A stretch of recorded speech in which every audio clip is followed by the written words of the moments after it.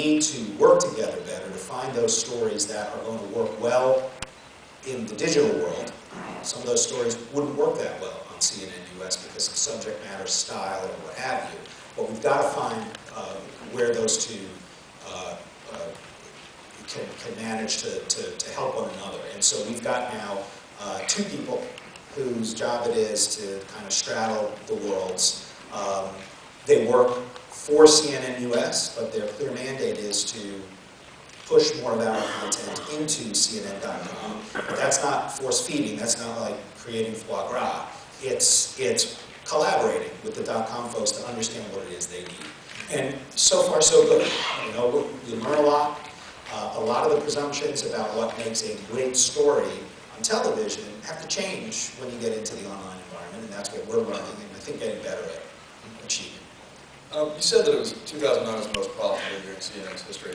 You have two main sources of revenue. You've got subscription and advertising. How does that break down?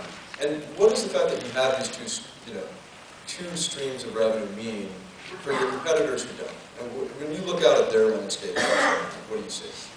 Everyone, I think, in the media business is actively looking for multiple revenue streams. So, that's no secret. And, this was a model that was created by Ted Turner and fostered and refined by his successors, Phil Kent, who runs Turner Broadcasting now, and we work hard to maintain it. Now, what drives both halves of the equation for us, the advertising and the subscription, is being essential.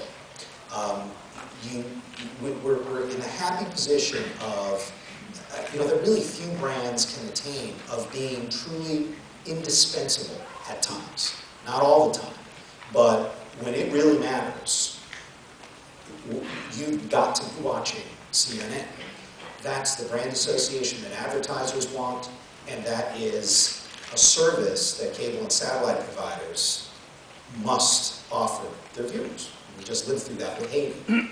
Where if you didn't have CNN, how would you know what was going on there?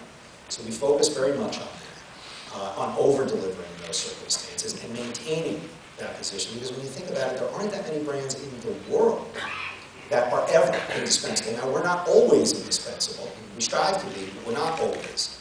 But boy, when we are, we're in some pretty rare company, and we want to work to keep that. Well, so this brings me to the notion of your competition.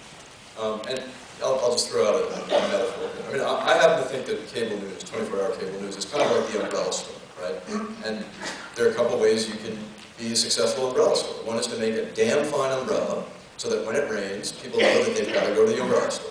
And the other is to tell people that it is raining all the time. Now, you have decided to go one way. But last year, in addition to being your most profitable year, you came in third on between 24 and 54, or 25 and 54. So, does that bother you? What happened with the ratings? And do you think that exposes a flaw in the notion of simply sticking with quality, making quality the hallmark, and hoping that there's enough news to get by? Ratings for us are one metric that we look at, but we don't sell any one show or one day part in particular. We sell the overall reach of the network, and the way that we get those ratings are as important, if not more so, than the actual numbers themselves. There are many things that one can do to get a number. If we did most of them, we wouldn't be recognizable as CNN, which would mean advertisers wouldn't want to be associated with us, and cable and satellite providers wouldn't need to pay us what they pay us, because there's a lot of that other stuff around.